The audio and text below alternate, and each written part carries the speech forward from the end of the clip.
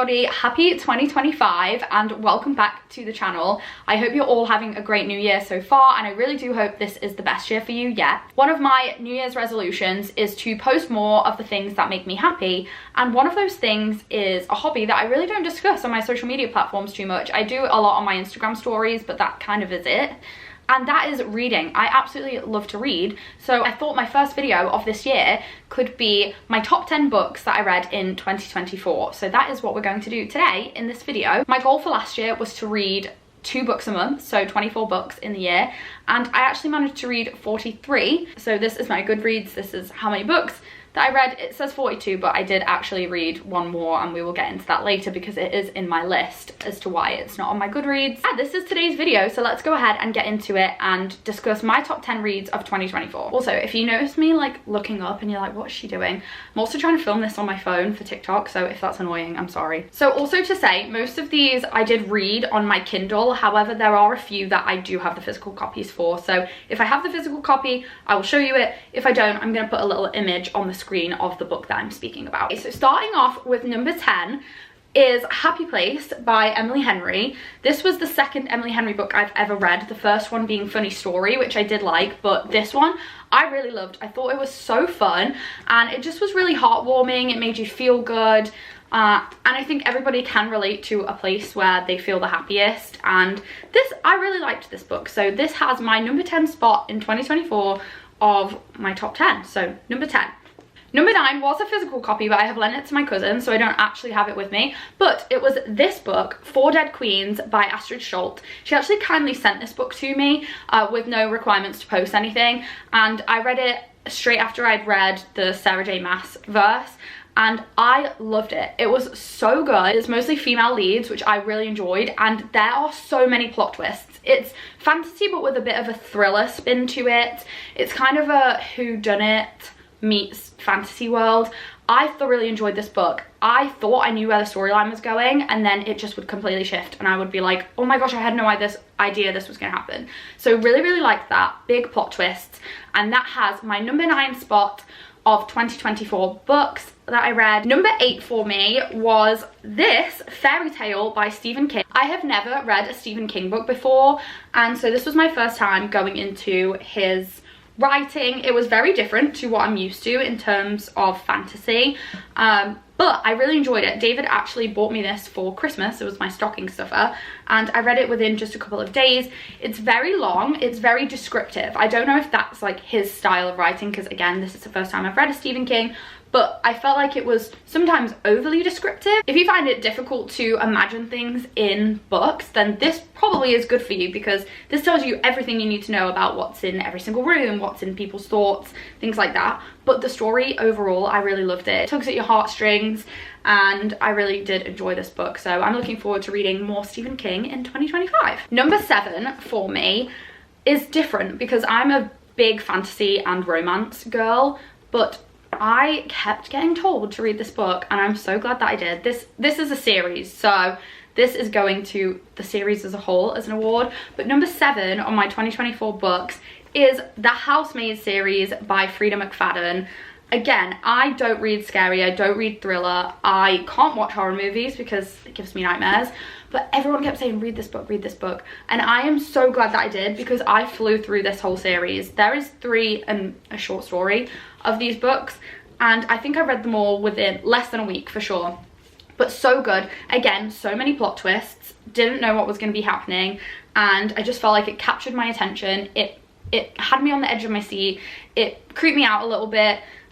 Loved it. So this series as a whole, number 7. So book number 6 on my top 10 books of 2024 was a Kindle Unlimited read, actually, so I didn't pay for it, girl math, but my best friend also recommended it to me multiple times, and that was this book, The Invisible Life of Addie LaRue by V.E. Schwab, sorry if I'm mispronouncing the last name, but this book here, it started out a bit slow for me. I found it a little bit difficult to get into at first, but I am so happy that I stuck with it, because this book was amazing. It was really sad, very emotional, pulled at your heartstrings a lot, but it was also just really beautiful. I really enjoyed the story, and the ending was definitely not what I expected. I thought it was going a certain way, and then I read it and I was like, oh, okay, that's not what I thought was going to happen. But I did really, really enjoy it. I would highly recommend reading that book at some point if you haven't already. Number 5 on my list is another Freida McFadden, and this was also on Kindle Unlimited, so I don't have a copy, but it is The Boyfriend. I could not put this book down. I read it in one day. It was amazing and had so many plot twists. I had no idea where the story was going, and I was just on the edge of my seat the entire time. I was nervous, I was anxious, I was excited, I was scared, and I just thought it was so good, really unexpected, and I didn't expect to enjoy it as much as I did, but I highly recommend that. And if you have any recommendations for other thrillers that you think I might like, I'm, again, not very good at scary things, so I can't have it too much, but if you have any recommendations that you think I would enjoy, please let me know in the comments below. So that was my number 5. Additionally, I am going to cheat here because I have another set of books that deserve a mention in my 2024 list. I couldn't figure out where exactly to put them. I didn't enjoy them as much as the rest of this universe, but they are still exceptional, so I needed them to go in. So that brings me to joint number 5 in my 2024 top 10 books, and that is the Crescent City series by Sarah J Maas. These books I actually thoroughly enjoyed. I really, really did. I read ACOTAR straight into Throne of Glass, straight into Crescent City, did not have a break, and I really enjoyed all 3 of these books. I thought the storyline was really great. I'm not going to give spoilers into any of it, but I like how they relate to other books, if you know what I mean. If you've read them, you'll know. If you haven't, then read them. But I couldn't not do best books of the year and not include these, but I just wasn't sure like where exactly to put them, because again, I love them so much, but just not as much as the other parts of the series. So anyway, these will go on my joint number 5 with The Boyfriend. I really enjoyed a more modern take on fantasy, like them having phones and technology and things like that. I thought it was really interesting. So number 4 on my top 2024 books is the book that wasn't on my Goodreads, and the reason it's not on my Goodreads is because it hasn't actually released yet. So I signed up to do an ARC read, which is an advanced reader copy of a book, where you get sent the book first and you give a review and your honest opinion on the book to the author, and you can post about it if you want. And I did this for this book right here, which I can show you now because the cover has been released. But this is Queens of Spells and Stone by Katarina Stevens. First of all, she is the nicest human ever. We've been chatting quite a lot on Instagram since I read her book because I loved it. I love this book so much. It's a fantasy series. It involves fae and gargoyles, which was really interesting because fae I just love the idea of anyway, but the gargoyles was a really interesting aspect to me.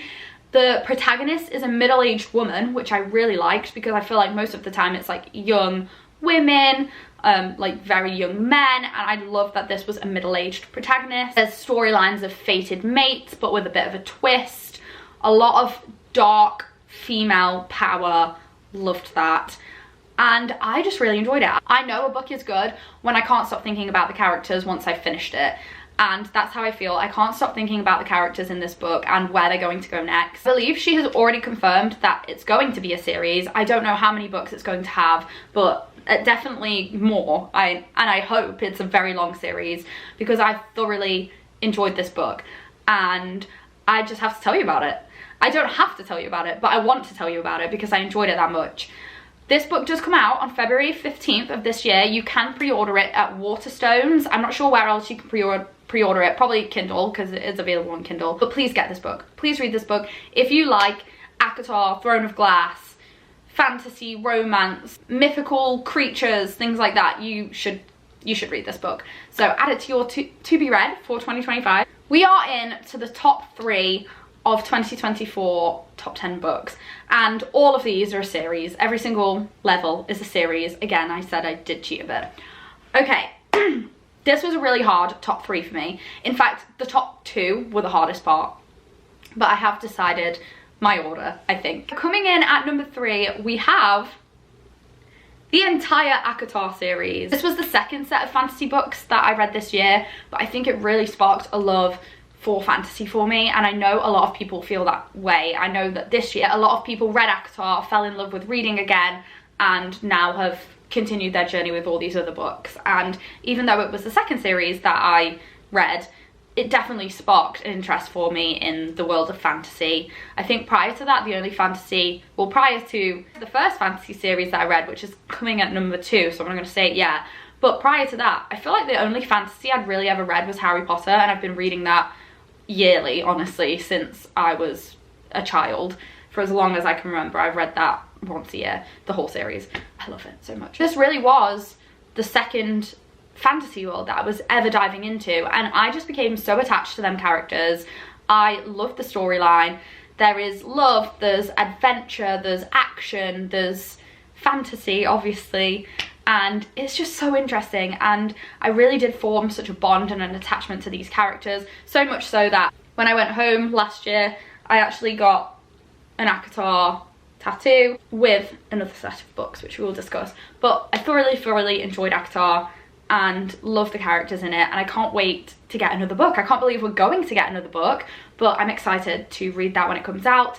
And that has number 3 on my list. We are down to the top 2, and this was the hardest decision to make because my number 2 is what made me fall in love with fantasy. It was the first fantasy series I've read outside of Harry Potter, and I love it so much. Just had a coughing fit, so if my eyes look like I'm crying, that's why.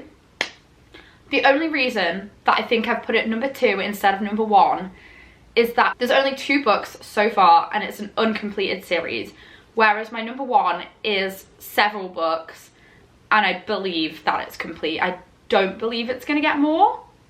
Could be wrong. I hope I'm wrong, but also I don't think that we are. So for my number 2, and please know that this was almost number 1, Fourth Wing and Iron Flame.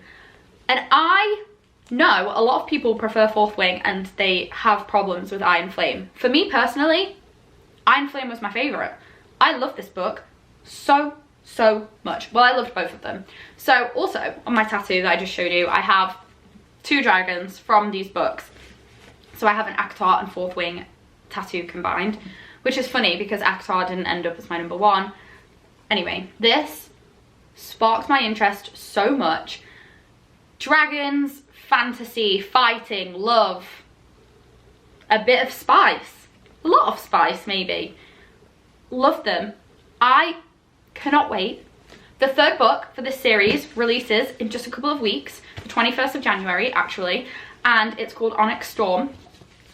But Fourth Wing and Iron Flame, Rebecca Yarros, love.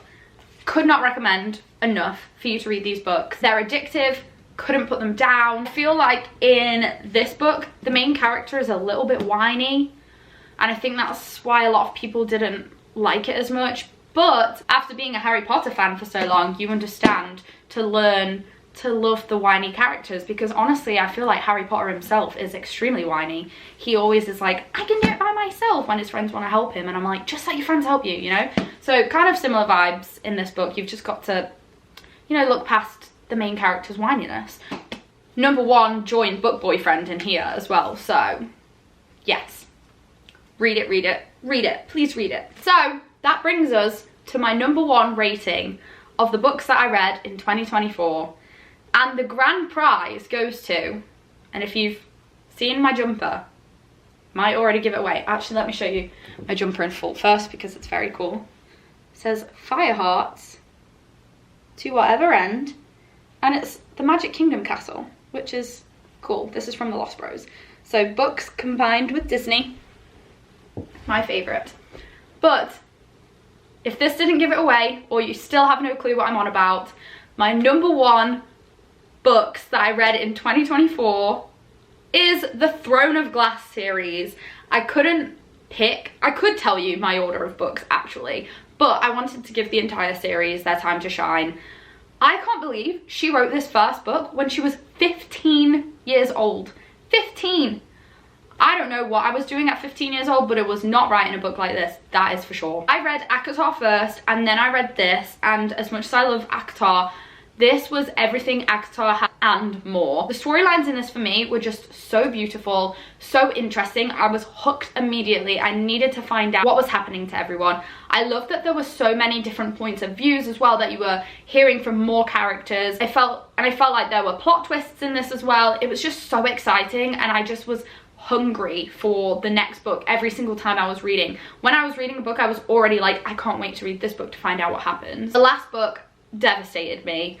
It was an adventure. The last book is almost 1,000 pages long, so it's a long read. This is a commitment. To do ACOTAR, Throne of Glass and Crescent City, it is a commitment, but it was one that I strongly recommend that you take if you have not already. I know a lot of people are like, where do you read Assassin's Blade because it's a prequel? I read it third and I couldn't imagine reading it any other way. I think that it gives you the chance to look at what you've learned so far about the characters and be like, oh wow, this makes sense as why they are the way they are, kind of thing. So if you're looking to read Throne of Glass, that is where I would put Assassin's Blade. But this whole series, I just couldn't love it more if I tried. I felt very deeply connected to the characters. It's just beautiful. I think about these characters every day, every single day, and I finished reading it 6 months ago. So I can't wait to read this series again. I hope that they turn it into a TV series, but I feel like HBO Max are the people that need it. Like, they need to take that series because they did such a good job with House of the Dragon, and I wasn't sure how it would be, and I really enjoyed it. So I feel like HBO Max need to take Throne of Glass and make it into a series, and it's gonna be war and action and love. And that's the other thing that I really liked about it, is that I feel like ACOTAR is very romancy. Like, it's romance first, storyline second, in my opinion, whereas Throne of Glass is like storyline with a little bit of love and romance thrown in there, you know? Anyway, that is my #1 series. So Sarah J Maas, you clearly did rock my 2024, and you are on my list 3 times. So good job to you. Thank you for creating such amazing work. But that brings us to the end of my top 10 reads of 2024. If you have any recommendations of things that I should read in 2025, obviously it's pretty apparent that I really like romance, fantasy, romantasy, and maybe some thrillers. So if you have any recommendations, I would love if you drop them in the comments below. That would be very helpful to me. Currently right now, I'm actually reading The Zodiac Academy. I am on book 3 and I'm enjoying it, but it definitely isn't the best writing style that I've seen before, but the storyline is piquing my interest so much that I'm definitely going to continue on, and I feel like I'm kind of invested in the character storylines at this point, so I need to finish out the series. I think it's actually 9 books, which I did not know when I started it, but it is on Kindle Unlimited, so I'm reading that right now. But if you have any recommendations for me of fantasy, romance, romantasy, thrillers to read, or just any books that you're like, I think she'll enjoy this, please pop them down below and I would love to give them a read. This is my first bookish video of the year. Let me know if you like this type of video, what other book content you would like to see from me, and thank you so much for watching. I will see you in the next one.